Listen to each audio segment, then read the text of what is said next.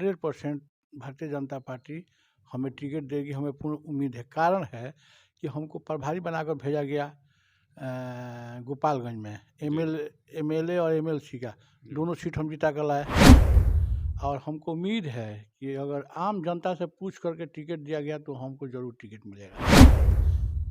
इन लोगों का कोई न नेता है, न नीयत है, न नीति है, कोई काम करने वाला। एक ही उद्देश्य है, नरेंद्र मोदी को हटाओ। और जनता चाह रही है कि नरेंद्र मोदी को आजीवन हम प्रधानमंत्री के रूप में देखते हैं। आज मंदिर बनने से अयोध्या और पूरे सूबे में, पूरे उत्तर प्रदेश की आर्थिक स्थिति कितनी मजबूत होगी आने वाले दिन पता चलेगा। ये तो नीतीश कुमार बता सकते हैं कि कौन सा खेल करेंगे, क्या करेंगे, न करेंगे। परिवारवाद कर रहा है लोग, जो अखंड भ्रष्टाचार में डूबा है, वैसे लोगों को शामिल करके उन लोगों के साथ रह करके अपना दामन क्यों दागदार बना रहे हैं। फैसला तो अब उनको करना है। आदरणीय नरेंद्र मोदी जी की न खाएंगे और न खाने देंगे किसी को। और सारे भ्रष्टाचारी एक हो रहे हैं सिर्फ अपने और अपने परिवार के लोगों को बचाने के लिए। भारतीय जनता पार्टी के बिहार प्रदेश के कद्दावर नेता और सिवान के पूर्व सांसद ओम प्रकाश यादव जी मेरे साथ हैं और इनसे हालिया जो बिहार की राजनीतिक घटनाक्रम जो है लगातार बदल रही है उस पर चर्चा करेंगे और लगे हाथ है श्री धाम अयोध्या जी पर भी चर्चा करेंगे, जहां कहा जा रहा है कि भगवान के नव्य दिव्य और भव्य जो मंदिर बना है, भगवान का जो घर बना है, भगवान का जो घरवास हुआ है, रामलला जो अपने घर में प्रवेश किए हैं वह शुभ नहीं है, क्योंकि आधे अधूरे मंदिर में रामलला का प्राण प्रतिष्ठा किया गया। भगवान को घरवास भगवान के घर का कराया गया, आधा अधूरा घर में घरवास और प्राण प्रतिष्ठा का कार्यक्रम नहीं होता है। इन तमाम बिंदुओं पर चर्चा करेंगे। पूर्व सांसद हैं, भारतीय जनता पार्टी के कद्दावर नेता हैं और पूरे देश में इनकी अपनी एक ख्याति है। पहली बार निर्दलीय सांसद चुन करके गए थे, तब से पूरा देश ओम प्रकाश यादव को जानता है। ओम प्रकाश यादव किसी परिचय के पूरे देश में मुहताज नहीं है। बहुत स्वागत, बहुत वंदन।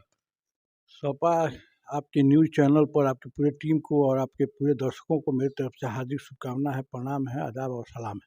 बड़ी गहमा-गहमी है बिहार की राजनीति में। भारतीय जनता पार्टी और केंद्र की सरकार के द्वारा राष्ट्रपति भवन के द्वारा जैसे 2 दिनों पूर्व बिहार के पूर्व मुख्यमंत्री स्वर्गीय कर्पूरी ठाकुर जी को जो है भारत रत्न के सम्मान से सम्मानित करने की घोषणा की जाती है, तब से बिहार में एक राजनीतिक भूचाल आ जाता है। कल एक सभा को संबोधित करते हुए नीतीश कुमार कहते हैं कि जैसे कर्पूरी ठाकुर जी अपने परिवार के लोगों के लिए कुछ नहीं किए, अपने बेटा-बेटी किसी को आगे नहीं बढ़ाए, उसी प्रकार से कर्पूरी ठाकुर के बाद मैं दूसरा नेता हूं बिहार का कि मैं परिवारवाद नहीं करता हूं। और यही आप लोग देख लीजिए, कई वैसे लोग हैं जो अपने बाल बच्चों के लिए क्या-क्या कर रहे हैं। उनका इशारा लालू जी की तरफ था जी। और यह बात सही है कि देश में नरेंद्र मोदी भी अपने परिवार को नहीं बढ़ाते हैं जी। और नीतीश कुमार भी अपने परिवार को नहीं बढ़ाते हैं। तो अभी नीतीश कुमार को समझना है कि जो परिवारवाद कर रहा है लोग, जो अखंड भ्रष्टाचार में डूबा है, वैसे लोगों को शामिल करके उन लोगों के साथ रह करके अपना दामन क्यों दागदार बना रहे हैं। फैसला तो अब उनको करना है। जी, बड़ी चर्चा है आपके जो गृह मंत्री हैं आपकी पार्टी के सबसे मजबूत स्तंभ कहे जाते हैं अमित शाह जी। या 4 दिन पहले उनका एक बयान आया और अमित शाह जी यह कहते नजर आए कि नीतीश जी के लिए मेरा दरवाजा कभी नहीं बंद हुआ है, न बंद होगा। पहल अब भाजपा के साथ नीतीश जी को करनी है कि उनको उनकी इच्छा क्या है, नीतीश जी चाहते क्या हैं? निश्चित रूप से फैसला तो नीतीश कुमार को लेना है कि दूसरे के दागदार से अपना दामन क्यों दागदार होने दें। बहुत जल्द लालू यादव और तेजस्वी उनके जो उप मुख्यमंत्री हैं दोनों से पूछताछ होने वाला है ईडी का। ईडी का। जमीन नौकरी के बदले जमीन लेने का आरोप है। रेल मंत्रालय में किसी कोई लोग मुफ्त में नौकरी नहीं दिए हैं। जी। तो फैसला तो होगा ही। हमारे नेता कहते हैं आदरणीय नरेंद्र मोदी जी की न खाएंगे और न खाने देंगे किसी को। और सारे भ्रष्टाचारी एक हो रहे हैं सिर्फ अपने और अपने परिवार के लोगों को बचाने के लिए। क्या लगता है बिहार में बड़ी गहमा-गहमी है, लगता है कि सरकार गिर जाएगी? ये तो नीतीश कुमार को फैसला करना है कि किस दल में वो सम्मान से रह सकते हैं, किस गठबंधन के साथ उनका भविष्य सुरक्षित रह सकता है, इज्जत और प्रतिष्ठा मिल सकता है। आज लालू यादव की बेटी ने कहा है कि कुछ लोग आरोप लगा रहे हैं हम परिवारवाद का और अपने दामन को नहीं देख रहे हैं। जी। हमको भी लग रहा है मीडिया के माध्यम से कि जो आरोप प्रत्यारोप का दौर शुरू हुआ है वह शुभ का संकेत नहीं है और अराजकता की स्थिति है बिहार में। संशय बना हुआ है कि न जाने कब क्या हो जाए। भाजपा के कई वरिष्ठ नेता जो है अचानक दिल्ली निकल चुके हैं अभी। इसमें भाजपा कहाँ आ रहा है बीच में? नहीं, भाजपा के बहुत वरीय नेता जो हैं बिहार के, अचानक उनको दिल्ली बुला लिया गया है और नीतीश जी के पास भी कई जदयू के बड़े-बड़े नेता नीतीश जी से मिलने के लिए अभी जा चुके हैं उनके आवास पर। लगता है कुछ बड़ा खेल होने वाला है। ये तो नीतीश कुमार बता सकते हैं कि कौन सा खेल करेंगे, क्या करेंगे, न करेंगे। अभी हम लोग इस पर क्या टीका चलिए हम लोग अयोध्या चलते हैं।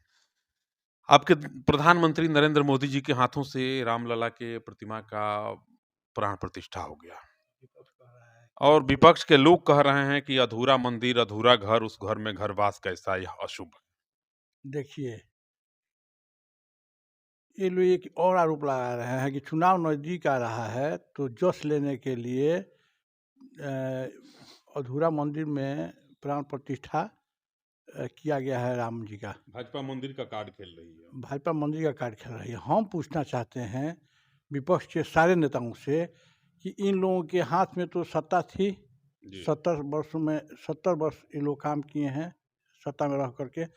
जश लेने के लिए, चुनाव में वोट लेने के लिए इन लोगों ने काहे नहीं वो काम कर दिया? जी। 500 वर्षों से उपेक्षित था अयोध्या मंदिर। 500 वर्षों से हिंदू लोगों की आत्मा रो रही थी। टेंट में मर्यादा पुरुषोत्तम राम रहा करते थे। करुणा और दया ममता आया होता इन लोगों को तो इन लोग भव्य मंदिर बनवा देते।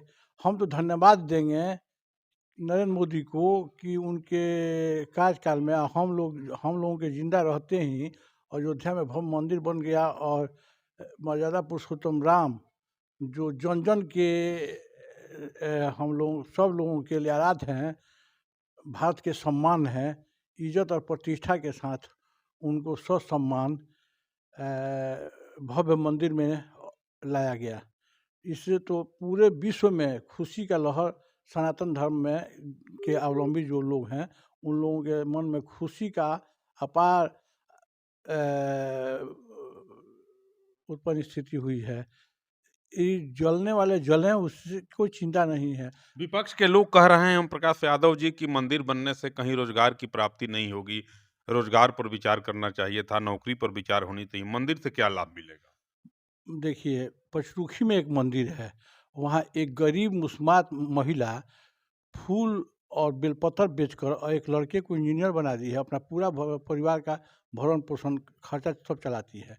हम एक रोज उससे पूछे थे, आज का करोड़ों रुपये का बिक्री हुआ है अयोध्या में। हाँ, 1 करोड़ रुपए का प्राण प्रतिष्ठा के दिन से और कल शाम तक की जो वहाँ की रेवेन्यू थी, व्यवसाय था, वो 1 करोड़ को क्रॉस कर गया था। 1 करोड़ रुपया किसके पॉकेट में गया? वहाँ के व्यवसायियों लोगों के पॉकेट में गया जी। ना। अयोध्या के लोग जो फूल पत्ती बेच रहे हैं, मर मिठाई बेच रहे हैं, अगरबत्ती मोमबत्ती बेच रहे हैं, उन लोगों के घरों में उजाला आया है। रोजगार, मोदी जी कहते हैं रोजगार देने वाला भारत बनाना है।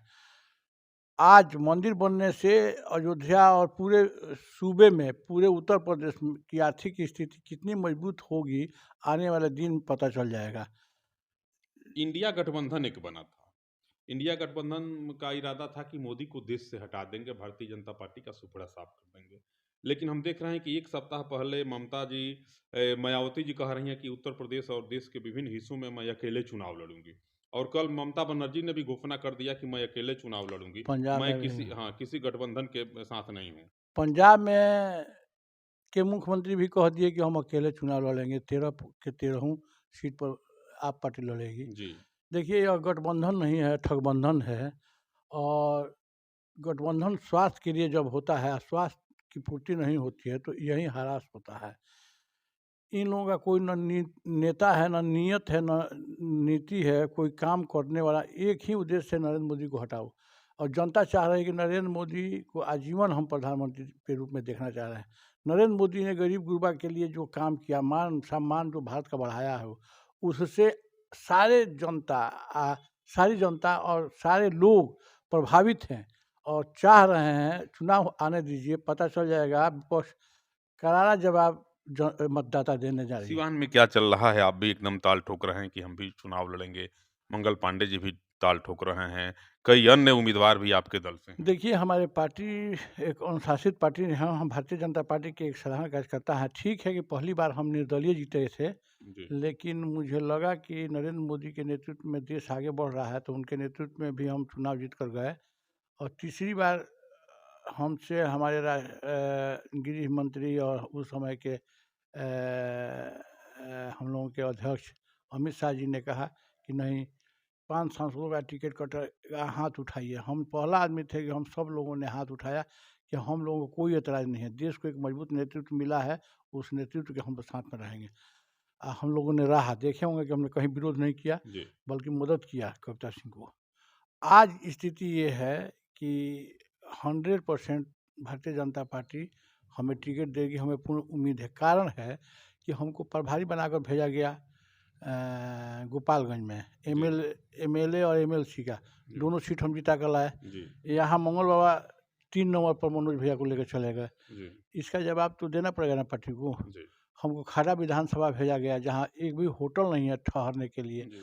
हमने एक धूल कण वाला पूरे जर्जर स्थिति में रहने वाले रूम में रह करके हमने 4 महीना समय काटा और अपने उम्मीदवार विवेकानंद पांडे को 52,000 वोट से जिता कर लेकर गए उत्तर प्रदेश में।